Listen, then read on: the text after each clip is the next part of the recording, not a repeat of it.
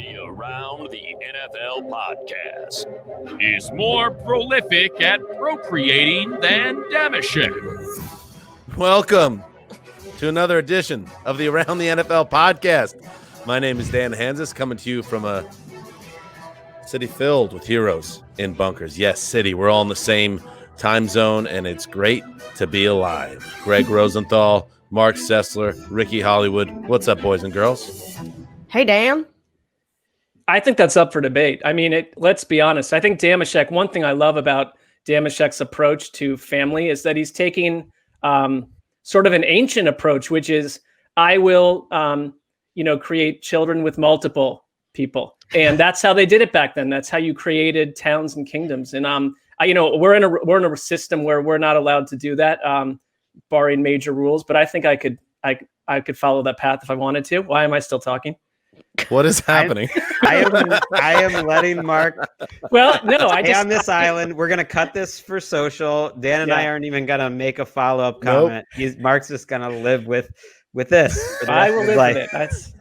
There's probably I think a lot of people are learning that when you put out statements, there might be more context to give, more information to give before you do that, and I'm learning that right here. Somebody on the subreddit, because I know you guys are crazy in a good way. I want you to transcribe that last monologue for Mark, and then on Monday's show, we'll read it back. Can I go now? We'll make one of those videos where it's just like minutes. all the words are printed over. It's one of those lyric sort of videos. We'll do it up for social. It'll be great. Okay. Yes, I'm back in California. I was on a plane yesterday. Everything seems okay right now, but see how I'm feeling in a couple of weeks. How was traveling in this pandemic in the flights? Traveling is more surreal than dangerous to me anyway. Because if you follow the steps, so just keep a mask on at all time, don't drink or eat at the airport, you're going to be met with an airport that is quiet. I would say the capacity is probably at about 25 to 30% of what we've seen this time last year. And then, getting your own row on an airplane. If there's anything that's good that's come out of COVID, it's that the airlines are taking one on the chin here, because they've been banging us for a long time now, making the seats smaller, the rows tighter, the rules and the regulations more prohibitive. And just flying in my own row the last 2 plane trips has been nice. I miss Texas. I will be heading back there because my family's still there. But I'm going to be here for a week, and it's good to be back in the garage. Wait a minute. What? I mean, I was lacerated on this show when I sent my wife and children on a getaway for 2 days. You're now in your house for a week. I'll be there in like an hour. I'll wear a mask, but I'm. What was the inspiration to come back for a week? I didn't know you were going back to Texas. I had to come back because you got to. I follow the credo that you got to check on the house. You can't just leave your house forever. And we had been gone several weeks, so I came back, make sure the thing was still standing. I got a couple throwback podcasts to get to knock out with Bob Castrone. Do a few shows here. Get back on the Peloton. It's been just a not a very healthy living down there in Texas with all the barbecue and drinking and no gyms or exercise equipment. So I kind of had to just level things out a little bit. Is the house secure? Is it standing still? Have you done a full inspection? It is, but I mean, you say that, but we live in the middle of Los Angeles. My neighborhood has quite a bit of crime if you look at the old logs. So I was nervous about it the entire time I was gone. So I'm happy to, flip on some lights, open some doors, show the criminal element out there that the old Zeuser's back in town and not to come near the old homestead. Well, I'm half buying it, but I am happy for you. I'm going to choose to be happy for you, which was not your approach when I had 24 hours to myself. But wage on. I don't like being away from your my way. kids. I don't like being. I could have. I could have pulled the Rosenthal, which is when the family goes to Japan. Sign up for 3 weeks on your own. I could have pulled that because the wife and kids are supposed to come back in August, beginning of August. But I can't do that. I can't just stay here without them for that long. So I already miss my kids, to be honest with you. Well, you're very devoted. Greg, comments? I like that Mark has held on to. He's clearly held on to this backfire he took a few weeks back from. Well, that was absurd. Is why it's absurd because was totally hypocritical, and it's proven to be right here and now. I mean, it's crazy. I mean, I do have absurd. to report. I have to report some disappointment on the Gatesville Messenger front. Oh no. Yeah, what's up? Maybe I'll save that. I'll save that for a little later in the show. Coming up on today's show, What a tease. Seth Payne, great radio guy down there in Houston, is going to be our guest of honor when we talk the Houston Texans on the Wheel of Teams. You guys did it on the Gram when I was off on Monday, and it landed on the Houston Texans Football Club. So we're going to talk about the Texans and where they go in 2020 without DeAndre Hopkins. And we also will have a special guest at the end of the show that I'll leave it at that. But before any of that, let us hit the news. With the second pick in the 2017 NFL Draft, the Chicago Bears select Patrick Mahomes, the second quarterback. It is Patrick Mahomes, the second. You know, the internet could be a cruel place. That is obviously a mashup, edited cut in which the Chicago Bears select Patrick Mahomes instead of Mitch Trubisky in the 2017 NFL Draft. Something that, and I'm sure you guys obviously got into it extensively on Monday's program, Mahomes signing that mega deal with the Chiefs. And this stuff is just going to keep happening to the Bears and their fans who, you know, sneaky tough road it's been for them since the 85, one of the great teams of all time. Some people think the greatest team of all time, the 85 Bears under Ditka. They have not won a Super Bowl since, and there's been some lean years over those last 35 years. And now every time Mahomes does something great, whether it's a Super Bowl or an MVP or the richest contract in the history of professional sports, it's always going to connect to the Bears, and that sucks. Well, the thing is, there are teams that you want to be one of those teams that were picking ahead of the Chiefs where they traded up to and just didn't take a quarterback. They're out there and they're not getting flagged the same way. And we had a team need left and right, please. But I mean, Leonard Fournette maybe is the one guy that's catching The Jaguars much fire.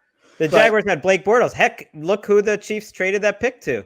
I know the Josh Allen fans are going to come after me, but at some point in the next decade, you might say, well, maybe we shouldn't have traded that pick that turned into Patrick Mahomes as a Buffalo Bills fan. Next decade. One of the reasons, minutes. Right. One of the reasons the Jets passed on taking a quarterback, they took Jamal Adams, who obviously is an excellent player, but one of the reasons they passed on a quarterback is because they were quoted or was reported that, hey, listen, we got Christian Hackenberg and Bryce Petty waiting in the wings. We don't want to clutter things up too much. So obviously it wasn't just the Bears that made a horrendous error in judgment, but it was the way the Bears did it, trading up to get to the number 2 pick to then not pick potentially one of the great quarterbacks of all time. But we'll see how that all plays out. Let's do some news, and we'll start with DeSean Jackson, who's in the news for not very good reasons at all. The Eagles wide receiver said he has no hatred toward the Jewish community, and he issued 2 statements apologizing, saying he had was giving a promise to do better after he posted on social media Monday anti-Semitic messages that he attributed to Adolf Hitler, and also expressed admiration for the Nation of Islam leader Louis Farrakhan. The Eagles on Tuesday responded by calling Jackson's post offensive, harmful, absolutely appalling, so the team would take the appropriate action. And by the way, Jeffrey Lurie and Howie Roseman, the team owner and general manager, are Jewish men, and they met with Jackson. And at this point, it does not sound like or seem like Jackson is going to lose his job over this, but he has created a storm of his own doing here nonetheless. Yeah, I think my biggest takeaway from the Eagles' reaction was what you said. They're not going to get rid of him. They indicated they've talked to him about being a positive voice of inclusion moving forward, that they want him to do some things promoting equality, which would indicate that he's in no risk of losing his job. It's possible they could fine him. I don't know. They have set a precedent here that many people have pointed out. After Riley Cooper was caught, on video using the N-word 7 years ago, he stayed with the team. He did get a team fine at the time. Eventually signed another contract with the Eagles, and DeSean Jackson, obviously a valuable player. He has guaranteed money this year. It doesn't look like getting rid of DeSean Jackson was ever a serious, consideration. But you're never in a good spot when your apology starts with, I probably should have never posted anything that Hitler did because Hitler was a bad person, and I know that. I mean, the probably in that statement was a little much for me, but what can you do? I mean, if you're attempting incredible ignorance, and he's paying some public backlash for it, and that's just how these things go these days. If you are attempting to make a point about society, and you choose to lean on a quote, an erroneous quote, by the way, right, from Hitler, who was perhaps the most evil man in human civilization over the last, say, 200 years. Well, you f***ed up pretty good there, DeSean. You messed up pretty good, and we'll see if this is something that blows over. But I think this is when things get tricky in sports, Mark, where the Eagles need DeSean Jackson. They do not have a very deep wide receiver group. We saw how the lack of weapons when Jackson went out, when Alshon Jeffrey went out last year, how that led to a lot of issues for the Eagles scoring points. If Jackson was on a deeper roster, I would imagine there's a chance he's gone. But the Eagles, they're weighing different things here, not just what he said, but also what they need. Well, I'd like more information. I'd like to hear what the conversation was behind the scenes. And because, as you mentioned, I mean, Howie Roseman would have a right to be very offended by that. Lori and many other people. I think that Jeff Schwartz, who, former Giants lineman who has his own podcast now, came out very strongly. He's Jewish, and he said that a lot of players in locker rooms don't know anything about Judaism, that it's where, you look at the Black Lives Matter movement, there is obviously an embedded footprint in the league, and the league and the players have a chance to be a very important mouthpiece to that. But in this case, I thought it fell largely, certainly it was rightly criticized, but the reaction was pretty minuscule on that front. I think more people concerned about whether he'd keep his roster spot and the money tied to it, what he's bringing up and who it affects, didn't have the same, I guess, maybe atomic impact that it should have. And I agree with Jeff Schwartz that it's a cultural mystery in many locker rooms to many people. Yeah, it's a blind spot. And I think if you want, the people trying to give him somewhat of a pass is like, well, he's just ignorant, But that's not giving DeSean Jackson enough credit. He's been watching a lot of Louis Farrakhan apparently, and that was on Instagram Live. But it's like, no, you're a grown man in your 30s. Ignorance at this level about Adolf Hitler and anything like it is not really an excuse. But they move on. They're not going to do anything about it. All right, moving on. All right, let's talk a little update as we get closer and closer to the start of, or the scheduled start of, training camp, July 28th. And there's the business aspect of what's going on here with COVID-19. We saw how it ripped up baseball, the union and the league fighting it out over money. And in a lot of ways, the NFL, it feels like they really were gifted by the timing of their season, where they didn't feel like they were affected directly the way it was just rampaging through all the other professional sports. But now the bill's coming due because the NFL's coming back and there are no solutions for COVID-19. NFL Network's Tom Pelissero reports the league has proposed that 35% of 2020 player salaries be held in escrow, which would be a means for the league and owners to handle the fallout financially of what's to come this season, and who knows if there will be a season. Obviously, this is the unions involved, Greg, and this is not going to be met very well at all, I'd imagine. No, and a bunch of players quickly, made it clear that it was a non-starter. And Tom Pelissero's analysis essentially was that this was something maybe they were floating or trying for, and it was never really gonna fly. I think just the story getting out there is somewhat interesting, just because I'm not overly interested in like the play-by-play of how all of this stuff ends up getting settled. To me, like the fact that they threw this out there apparently in negotiations, just tell me when you decide things. And because even those things that you decide are going to be written in pencil, and you might have to erase and keep changing things as you go. I just think this is the start, as you mentioned, like baseball and basketball. They've had their own issues between the players and the owners, that now, because camp's getting closer, we're going to start seeing it come to the forefront. And there's been a bunch of news the last few days. JC Tretter, the NFLPA chief, spoke and really emphasize how they want to make sure it's safe for the players. And we talked on Monday a little bit about how the players don't want to play the preseason. And that's one of the things that's going to go back and forth. And I just think right now, with all of these conversations, I'm not going to get too wrapped up in like the back and forth, because, okay, maybe they will decide on 2 preseason games. And then in a couple of weeks, they'll have to adjust because the country is not allowing them to play 2 preseason games. Like we'll wait and see. I think they'll be able to figure it out. It doesn't seem like any of these issues are going to be, ones that you can't overcome from a players and the ownership perspective. I think you're right. It's definitely, it feels like a wait and see. Every 24 hours, right, we're getting new nuggets. The story is changing, and the whole concept that the NFL was in this sweet spot. I mean, it certainly was, in the sense that baseball and the NBA had their regular seasons like completely jacked up at a time when I think, you look back, 2 NBA players caught coronavirus and they just shut the whole thing down.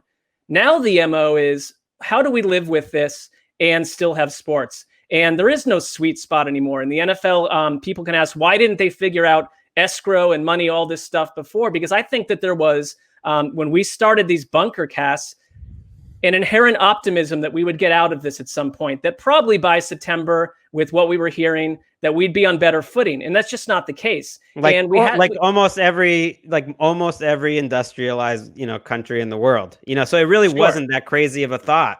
That the caseload would be so low in the country at this point that it would be manageable. But because it's not, then the leagues are in a tough spot. Well, and because our country specifically, I mean, I think a lot of people, we've mentioned this every time we do a Corona update. If you're living in, somewhere way out there where Corona has died down because your country handled it well, and you're wondering what's going on in the States, or you're not checking it out, like, our country's not handling it well. We couldn't be more divided. We've turned it into a totally politicized situation. And it's a very confusing time, because there's no indication that the coronavirus is going to ease at all. There, to your point, other pronged aspects of this, that they've now talked about players having an avenue, like in other sports, to opt out of the season. And at the same time, you've got people on Twitter debating about where to draft Duke Johnson. I mean, it's a totally whacked up. It depends on what viewpoint you look through, but I couldn't be more confused with where we'll be 3 weeks from now. I'm done trying to figure it out at this point. And I think the league is trying to, and JC Tretter mentioned this, and others have too, fit coronavirus into the NFL's plans. And it's the other way around. You're not controlling this at this point. And they probably don't want us to say things like that, but you are not controlling this, and it controls the NFL. We'll see where we are a month from now. In that same vein, Stephon Diggs, who is one of the more well-known wide receivers in the league, spoke out on the topic, sharing his feelings. I love football with all of me, but there's so many unanswered questions with this upcoming season. I'd be lying if I said I was comfortable starting back up. I've been training my butt off, just trying to stay ready and stay prepared. And also, as you had said, Mark, in baseball, which is scheduled to start in less than 3 weeks, there have been multiple high-profile players that have opted out, because that was part of the agreement between the union and baseball during those messy, mostly failed negotiations.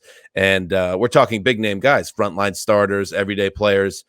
If that starts happening in the NFL, that's going to become a bigger and bigger story. And you know what? I imagine it will happen in the NFL. If it's happening in baseball, we're seeing it with we're seeing it in the NBA as well. Players opting out of the bubble playoffs down in Orlando. It's going to happen in the NFL as well. And that would be, that's almost best case scenario, where the NFL is dealing with losing stars that have decided they need to protect their own safety. because the alternative is that they just can't get off the ground at all. And there's people testing positive left and right, and they have to bring the whole thing to a screeching halt. And then all bets are off in terms of the future of football and what's going on in the sporting world. So I would say we're all on the same page with this. It is confusing. Right.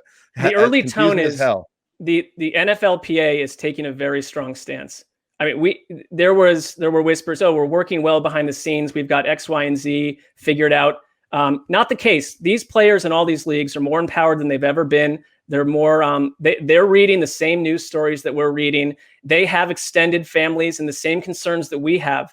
Why should they be treated differently? And even whenever you tweet about this and the players, you immediately get hit with, well, I work at this store and they're making me go back.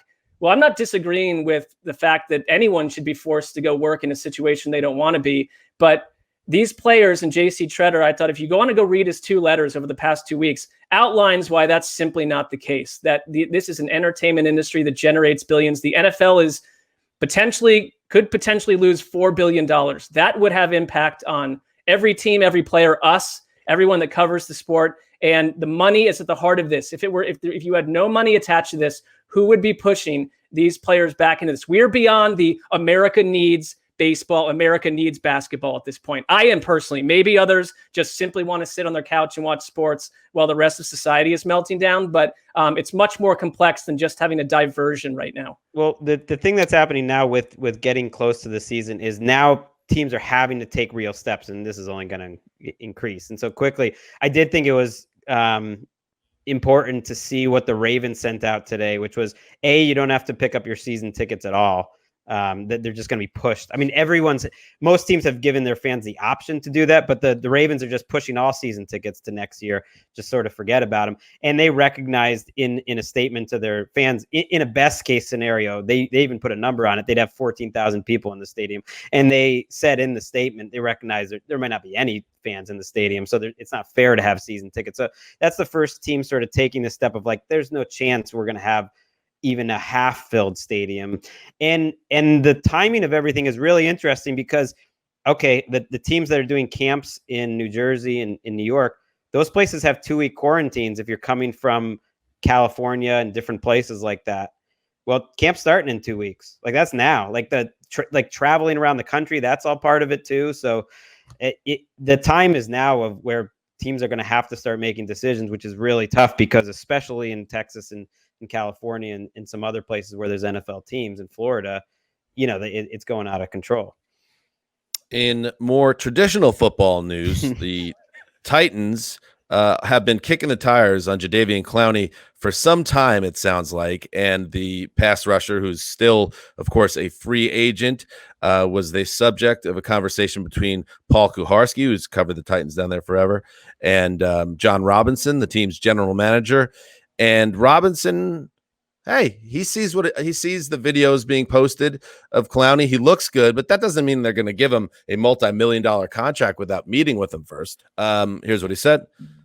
What I've seen on Twitter, him rushing off the edge and hitting that bag, anytime you're dealing with whatever the contract is going to command, you want to make sure that the player is healthy, that you are able to allow your doctors to see him, to look at it, to make sure everything is going to be good.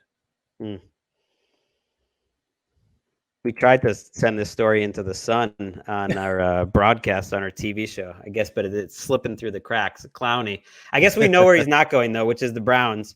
That was one takeaway I had this week with Olivier Vernon signing a restructured contract, basically a pay cut. They're really nice now. They never call them pay cuts anymore. They just call them, they signed a new contract. No, well, he took a huge pay cut. The Browns are gonna still a haircut to me. Right. All right. That's right.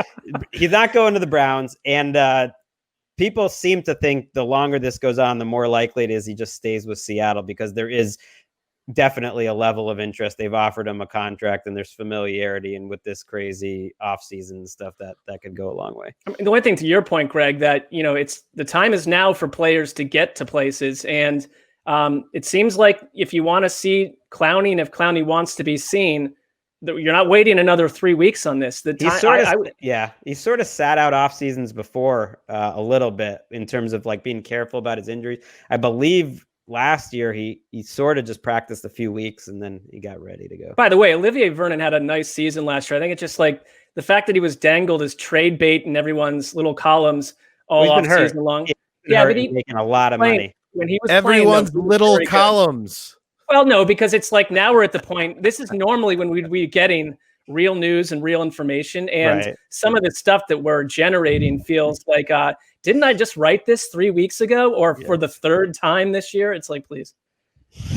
All right. All right. I'm glad you got that off your chest. Well, all right. In other news, the Kansas City Chiefs have a head coach, Andy Reid, who's one of the best in the sport. He's coming off finally his first Super Bowl title at 62 years old. You would think, oh, what else does he have to prove? I mean, the guy's got a ring. He's got one of the best resumes of any coach in the past 30 years. Well, he's not ready to quit yet. He spoke with our old buddy, Herbie Teope, who was a around the NFL writer for a couple of years and a good dude. Love catching up with him whenever we bump into him at league events. He spoke with Andy Reid, and Reid, if he stays for the duration of this new mega deal for Patrick Mahomes, it would take him almost into his mid-70s. Is that something he would ever think about? And he had this to say, in the young 70s, huh?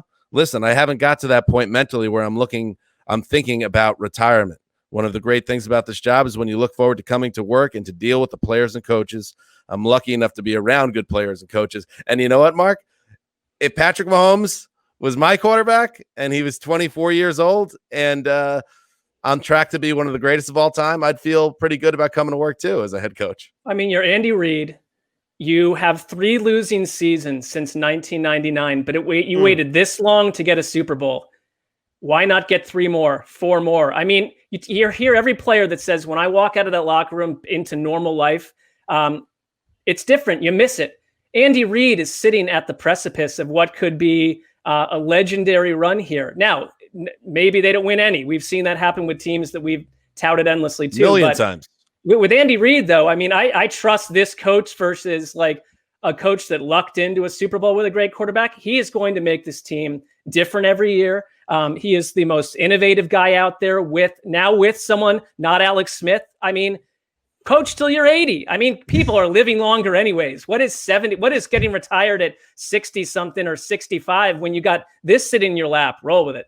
He's got a big Andy's got to take care of himself. Big Andy, the coach into his 70s, is going to have to watch the weight and take care of those knees. Sure. But I don't see any other reason. The guy is the epitome of the football lifer. You go all the way back to Monday Night Football in 1970, that oft-repeated clip of him blowing away fellow 9-year-olds in the pass, punt, and kick championship. This guy loves ball. He shows it in his play calling. I really think he has sort of a joy. You don't see it on his face all the time, but you can tell. You know, a lot of coaches, they're just running back the old plan, and their plans get a little stale and they say the same speeches. Andy Reid comes up with new plays, a new scheme, new wrinkles every year as much as any coach in the league. You can tell he's like invigorated just being a football coach. And then having Mahomes, it's like Mahomes hasn't even scratched the surface of what he might do. I mean, it's like it is amazing. And the contract, which we went over a little, but we got more details in between. To me, it's very team friendly. Ultimately, to me, Mahomes stands out more as a player than this contract will, compared to other great quarterbacks. So to me, that just means, and yeah, they'll sign another contract in 4 or 5 years. That's just the thing. That's just how it works. Like they'll sign it halfway through this. He'll have a little leverage, but man, it's almost all good and no risk in this contract for the Chiefs, because it's just like roster bonuses that they have to decide as they go, basically a year ahead of time. And it's like, okay, yeah, I'll sign up for Patrick Mahomes every year for the next 10 years at a pretty good rate. Yeah, I thought the same thing too. You wonder how the contract will look in 5 years. But then again, the way contracts are built in the NFL, well, probably at that point restructured anyway, and it won't matter. So let's stop getting hung up on it. And what's a guaranteed mechanism anyway? I don't care. Stop telling me to care. I don't care. All right. That's what's happening in the news. It's time to get to the wheel of teams. Hit it, Ricky. Watson from his end zone, and he wants it all. And what an effort by Will Fuller. Up and over Eli Apple. Here comes pressure off the edge. It's Von Bell. He gets rid of it downfield. And he did it. He did it. He did it. Kenny Stills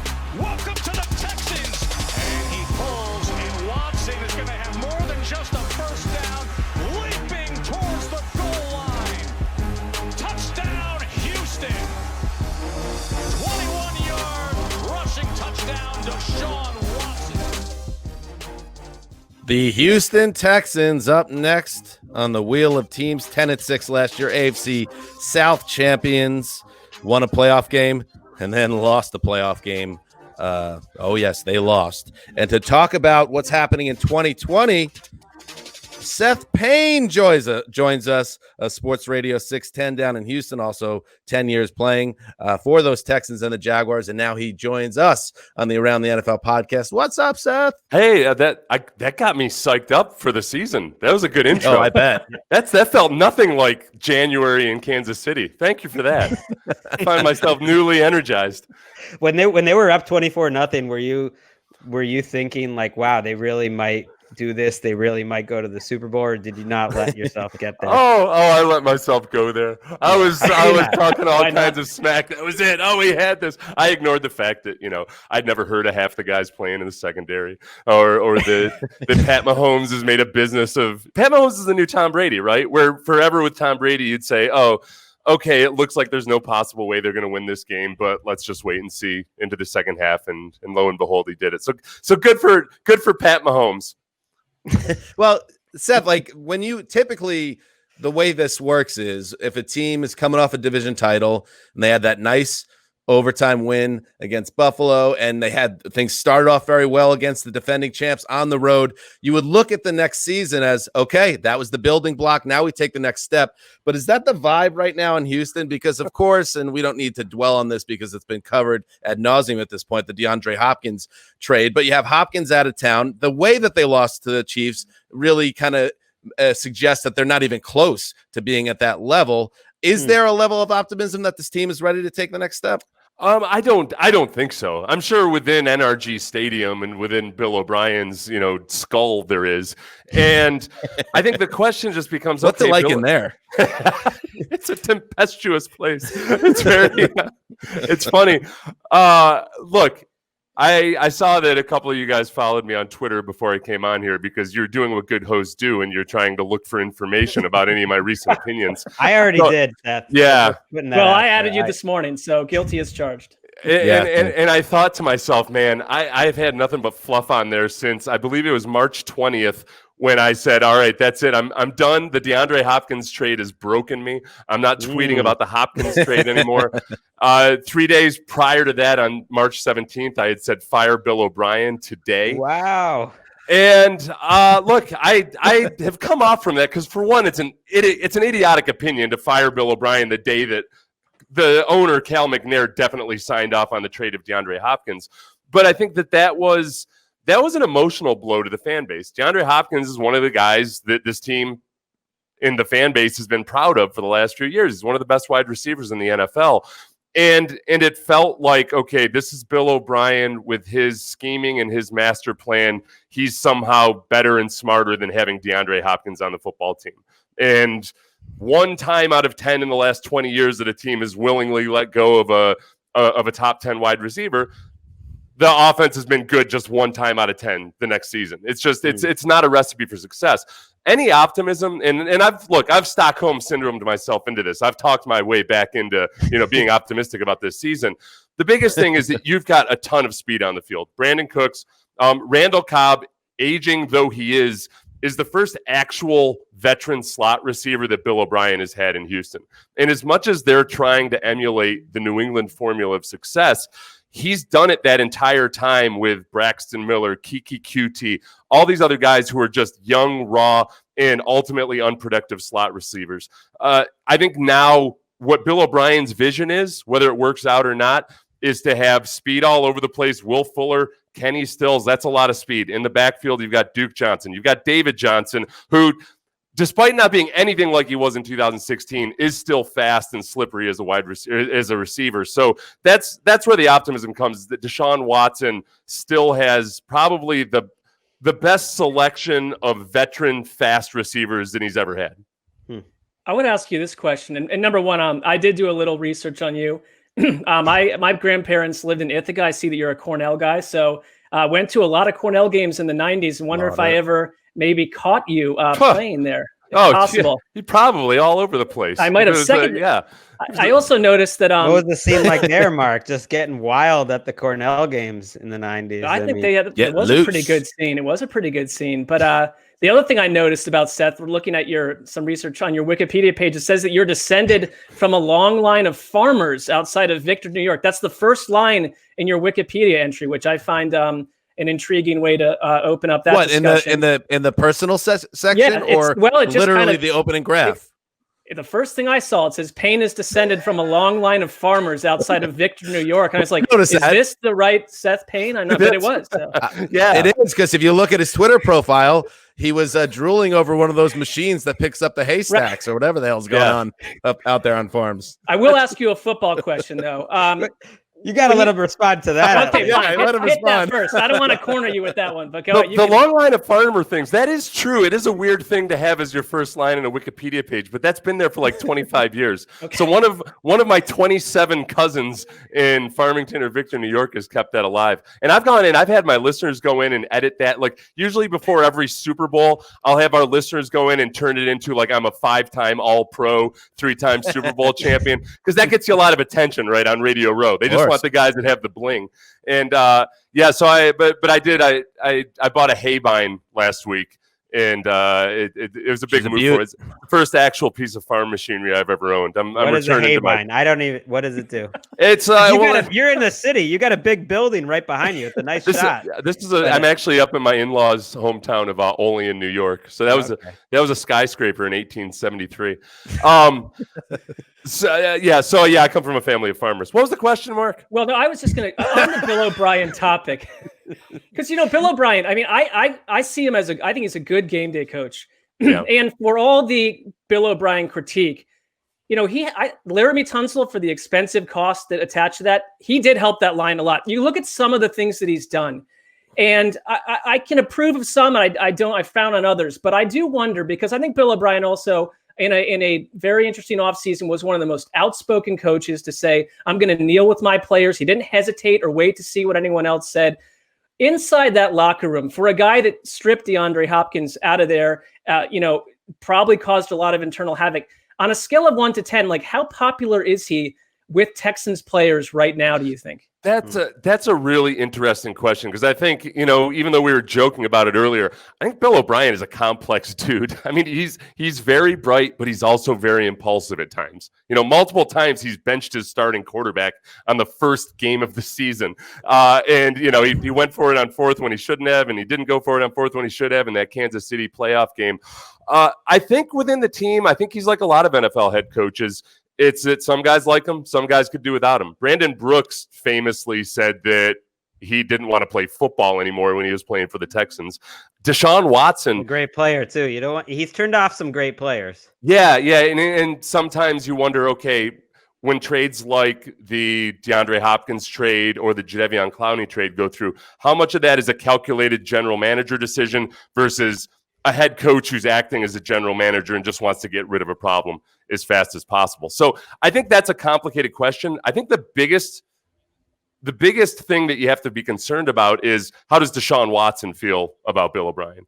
And Deshaun Watson has been very complimentary of Bill O'Brien. He says that that's his guy. He loves that man. He literally used the word loves that man. But I think Deshaun also reportedly only wants a 3-year contract extension. Pat Mahomes wants to spend the rest of eternity in Kansas City. Pat Mahomes wants to be buried in either Missouri or Kansas, whichever one you choose there.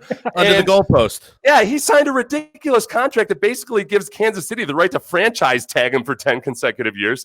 And Deshaun's not wanting to do that. So I think it's very much right now of, Deshaun right now is good for at least 3 wins over replacement in any given year. He takes Bill O'Brien from being a 7-9 coach to a 10-6 coach at least. And perhaps he doesn't want to make a truly genuine long-term commitment until he really figures out what is Bill O'Brien and Tim Kelly, the new offensive coordinator, what can they really do for me? I think the offense is going to be fine. That's why I think DeAndre was a crazy trade, especially because David Johnson was a big part of it. But I'm not that worried about their receiver core, who you talked about. Like, I'm not really worried about their passing game because of Deshaun Watson and the receiver core. I think their offense will be good because it's always pretty good. Even when he had Case Keenum, Bill O'Brien can cook up a pretty good offense. I'm worried about their defense. I mean, that's the reason they lost the AFC, playoff game against the Chiefs. And I look at it and maybe Watt is going to be better. You were a defensive lineman. Maybe if you have Watt the whole season, that obviously helps a lot. But I look at the defense and the secondary is more or less the same. And I don't see a lot of pass rush. They gave Merciless a lot of money and he was okay in terms of his pass. Do you think the defense is going to be competitive enough for them to actually be a real deal contender? Right. And I guess competitive enough would be the key phrase, because they weren't competitive at all, especially in terms of pass rush. When JJ Watt went down last year, the pass rush really plummeted. I think that the key there, one of the big keys is going to be Anthony Weaver, the new defensive coordinator. And I think Anthony, who played in Baltimore for Rex Ryan, who coached in Buffalo with Mike Pettin, I think he's going to be a bit more creative and a bit more aggressive than Romeo Crennel. And if you think about some of the things that the Ravens defense, which still has a lot of those same elements, the Ravens defenses kind of stay the same. Think about the Ravens defense this year, where Matt Judon had a hell of a year, but a lot of that was because they manufactured one-on-ones for him. They figured out ways to get him opportunities. I think that Anthony's going to be more creative with that. And then you're right, though, when it comes to the secondary, Bradley Roby showed signs of being like good Bradley Roby. Bradley Roby has these like on again, off again years. The secondary has some potential between Garyon Conley, Bradley Roby, all these former first rounders they brought in. But really, I think it's going to be on Anthony Weaver to scheme their way to being a more respectable defense. What makes the haybind so important in farming? Okay, so this is what you do, Dan. And Dan, by the way, I don't know if you're going to take this as a compliment or an insult. I mean it as a genuine compliment. You could be a radio host. You do a really, really good job running point on all this stuff. Oh, and for whatever it's worth, if it ever goes south for you here or anywhere else, I think you've got a future in that. If you choose. He'd be bringing us along with him. So why would that not be a compliment? Well, he was hinting that this show is going to go down, probably. No. It's sports radio, the hot take shtick and all that stuff. It's not. It doesn't always have the best reputation. I'll say that despite your clear disdain for former athletes in the media, but I can look past that. Whoa, and that's a shot. That's not a shot. That's not a shot. But no. So the haybind, you cut the hay. Then a hay rake comes through and puts it into windrows, and then a hay baler puts it into bales and throws it into a wagon, and then off you go. What are you doing with it? Why do you need to do that? Yeah. I bought that. I'm kind of a half part-time farmer with my father-in-law, so I bought it, and I plan to never actually operate that. I'm never doing manual labor again. I'm committed to that. Oh, I shouldn't have said that. Now I'm going to get fired. Oh, crap. I'm going to be on the farm. I'm going to be on the farm tomorrow. It feels like something I would hire someone to do. I don't think I would be trusted with that piece of equipment. Exactly. That's my plan. He's a man's man, Seth C. Payne. As I said, the co-host of the morning show on Sports Radio 610. Follow him on Twitter, Seth C. Payne. Sir, thank you. Good luck in the field. Remember, you stay hydrated. That sun could be brutal this time of year. You know that. Yeah. I'll drink, I know nothing about farming, but I just assume it's very hot this time of year down where you are. The calluses on my hands. Can you see them through the computer screen? Oh, impressive. It's amazing what I've been doing. Brutal. And Dan, okay, see now I feel bad. That was a genuine compliment. I think you guys. Oh no, but was that you? Did you say that I didn't like athletes that had become analysts, or was it our show? No, you know what you don't like, and I agree with you on this. It's athletes who think they're funnier than they are. And because they kind of get the press corps laughter, so they tell a schmaltzy joke, and then I feel like because you're right. Because you're a funny guy, I feel like you kind of get offended sometimes. You'll have a much better joke. You don't get to have everything. Yeah. Like I didn't get the body of a Greek god. I didn't get to get rich playing sports. You don't get to be funny too. All right. Yeah, but you're funnier than those guys. So it's I'm living with this anger inside me that I can't get out. Well, and my takeaway is where the humor comes from. My takeaway is you don't feel that Greg and I belong in radio, or maybe even in the spots that we're in here. So I'll be thinking about that for the next 7 or 8 years. I knew it would circle back that way too. I anticipated that coming up, and partly it's because I wanted to be subject to Sessler's kind of cantankerousness. I'm a big fan of this podcast. I was up all night nervous about it. It was like my first game in the NFL that I was going to be on this podcast with you guys. Wow. I pulled did you ever hear about Randall McDaniels routine the night before a game? No, Randall McDaniel, but not the yeah, routine. great player. Randall McDaniel, Hall of Famer, right? Hall of Fame offensive lineman. He would stay up all night drinking coffee the night before the game. He would drink an entire pot of coffee, then eat a bunch of candy bars, and then go wreck shop with a janky ass stance that he had that didn't make any sense at all. He broke all the rules. Seems counterproductive. And Anti-TB12.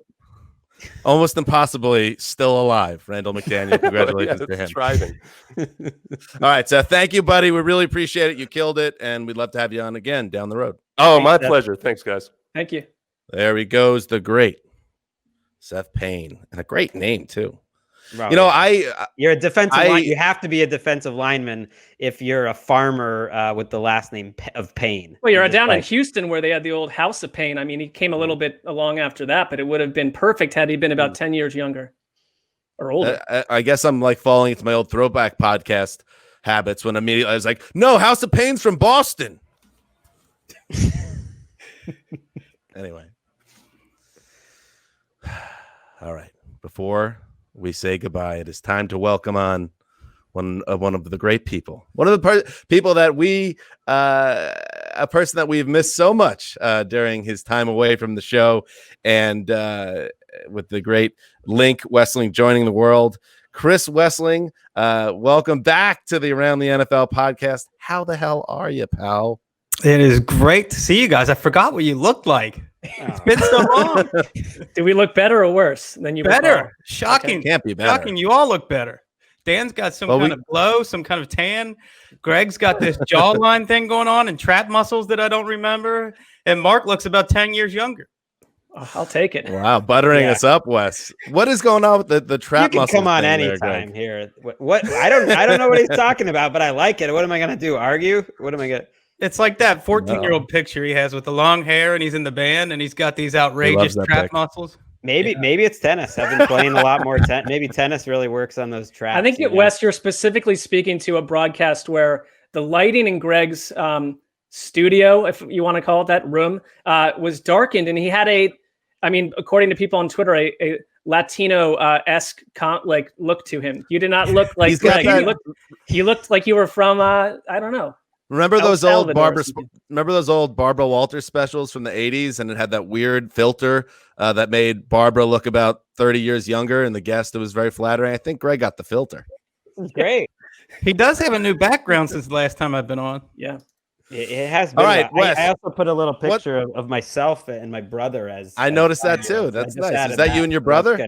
Well, that'll be on Friday. I want Dean to see it. I want to send a little picture that there you are, buddy.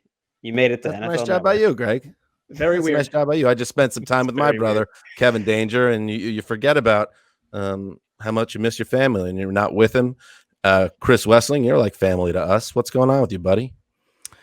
Well, I planned on being back sooner, but like a week before Link was born, I went in for my regular CT scan, and it showed some lymph node activity in my abdominal cavity. So they arranged for a PET scan about a month later. And about 3 weeks ago, my doctor told me that I've got another pretty serious fight on my hands. Cancer has returned in my abdominal cavity and several places on my skeleton. They are M&M-sized lesions. So my doctor is telling me that we've got the luxury of time because we caught it early. So starting hopefully late this week, early next week, I'll be doing a combination of chemotherapy and targeted therapy for a month, and then another month of treatment. So 2 months total. And then we're going to run some scans, and hopefully it will be like last time where we find out the cancer has been obliterated and I can get back to a normal quality of life and continuing to be with my lovely wife and my son.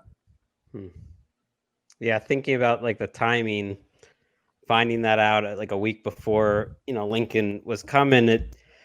It's tough. Obviously, when you first told us, it took the air out of our sails for a bit. But just seeing how Keisha responds and how this baby, and I've been over there a couple times quickly, just outside, just how you guys are. It hasn't slowed your glow, and especially Keisha, you said it to me, Wes. I don't think you'll mind sharing. Just when times are tough, she's even more positive. She's even more of a rock in helping and looking at all the blessings you guys have in life, which is just, amazing. And as a friend,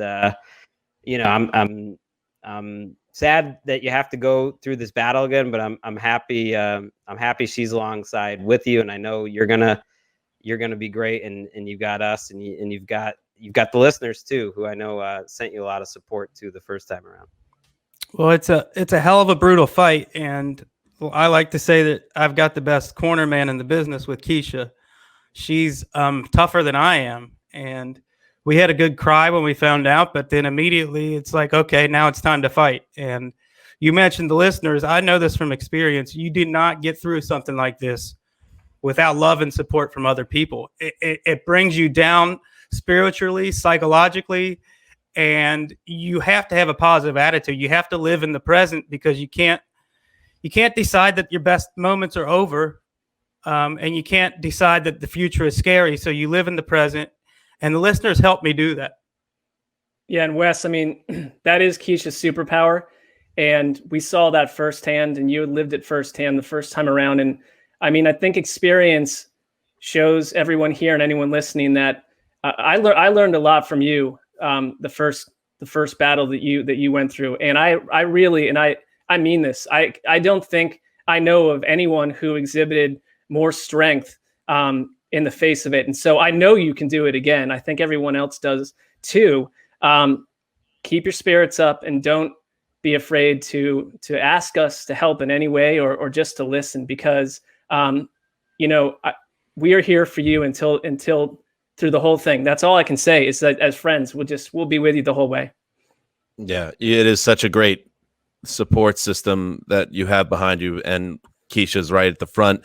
And I just know you, and what a fighter you are, Wes. And you also have, although this is obviously a different type of fight in terms of the cancer, you've been through this before, and I know that I would imagine part of what made it so scary the first time was the unknown of it all. And it stopped me in my tracks when you sent us the text a couple of weeks ago that this had come back. But yeah, I think cancer doesn't know.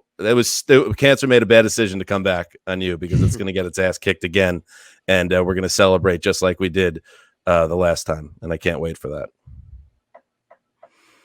I miss you guys. I know not everyone has great friends in the world, and the value of true friends it's up there among the things I cherish most in life, and I'm thankful for it. Well, plus you don't have to. We love you, buddy. We do love you, and you are getting out of having to talk about like Olivier Vernon's contract restructure in the middle of a global pandemic. So there's some bright side for you. That is a bright side. John Robinson, Wes, just so you know, wants to sign Jadeveon Clowney maybe to the Titans, but he wants to get a look at him in the facility before doing that. I called that. FYI. That was my pairing back in March. I mean, this fight isn't going to take away his love for the Titans. Wes nailing takes.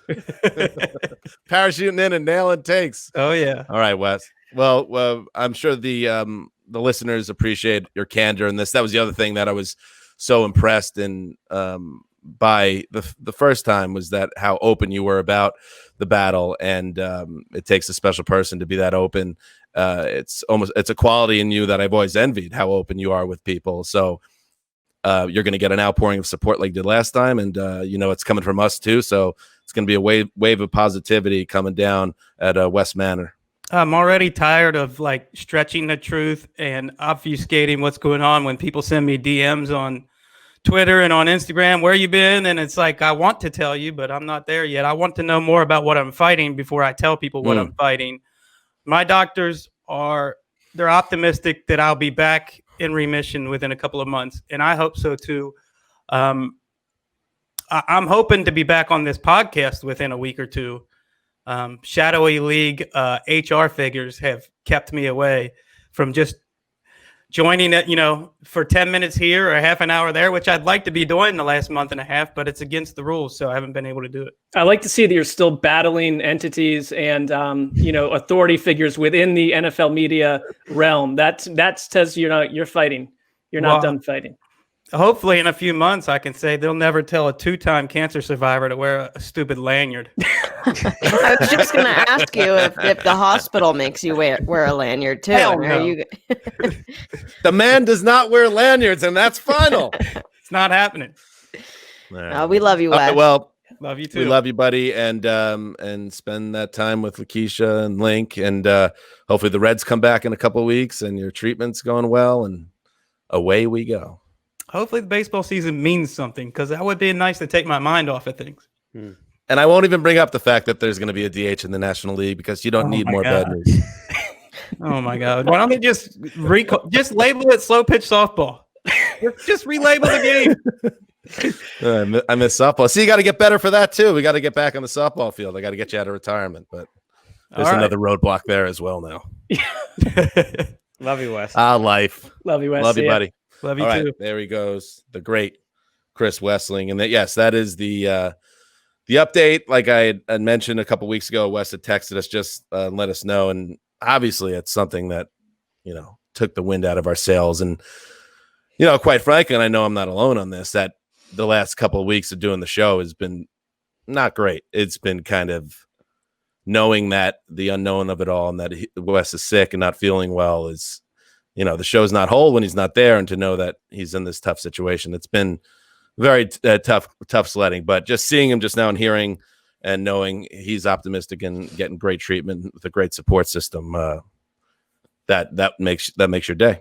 Really, it's been like an off season of compartmentalizing, and this, I agree, Dan, is sort of the toughest. That you got to put that to the side, and pretend that, some camp battle is, really is meaningful in the scheme of things in the middle of a pandemic and our friends going through this. But we know it's not. We know it's entertainment. We know it's fun. Doesn't mean you don't take our job seriously, and that, like, we're grateful to have it. But it's also, a reminder of where it is in the scheme of things.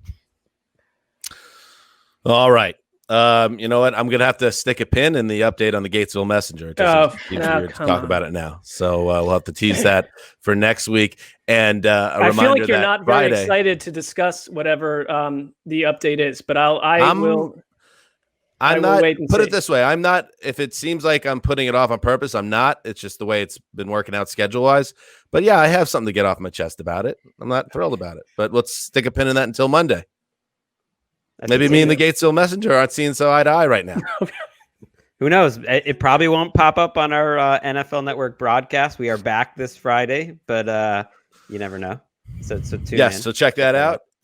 6 p.m. Eastern, 3 p.m. Pacific, the Around the NFL broadcast, and then we'll be back with another show on Monday. And yes, again, we're just like the NFL. Usually we tell you around this time of the year, hey, we're getting close to training camp and going back to 3 times a week. Well, let's just see. That's our plan. If training camp kicks off and it goes to schedule, we're going to get back to a 3 times a week cycle, but we don't know yet. So we're not going to tell you that. So just know that next time you hear from us for the podcast is Monday, NFL Network Friday, and that is it. This is Dan Hansis signing off for Quiet Storm, the old boss, Ricky Hollywood, and yes, the mailman, Chris Wessling. Love that guy. Until Friday.